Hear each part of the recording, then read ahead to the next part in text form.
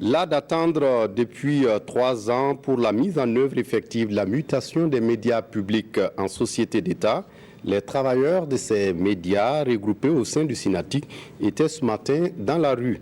Ils ont marché ce jeudi donc à Ouagadougou pour délivrer un message au Premier ministre. Gérard Sommet, Ismaël Dilouma Sirima. Des journalistes dans la rue, loin des studios, loin des salles de rédaction et loin des terrains de reportage.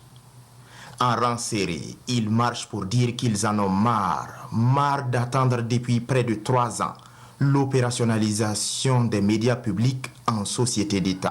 Bien qu'en 2015, sous la transition, nous n'avons pas demandé la société d'État, nous n'avons demandé que l'amélioration de nos conditions de vie et de travail. Et c'est le gouvernement qui a pris sur lui de nous proposer cette société d'État-là, qui a été confinée dans une loi. Alors nous n'attendons que la mise en œuvre effective. Et depuis décembre 2016, à la faveur d'un protocole d'accord, les travailleurs des médias publics sont en attente.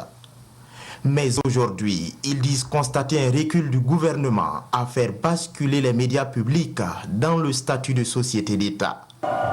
Les études ont été faites et le gouvernement veut qu'on mène encore une réflexion interminable. Chose que nous pensons que c'est vraiment de trop. Il va falloir que le gouvernement revoie sa copie pour nous permettre en tout cas d'accéder à cette société d'État que l'ensemble des travailleurs attendent de pied ferme.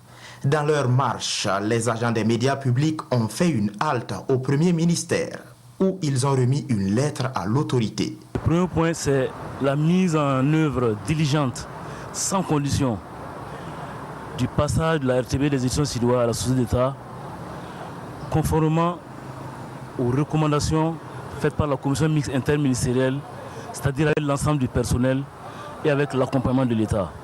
Deuxièmement, c'est la dotation en équipement conséquent des éditions Sidoa et de la RTB.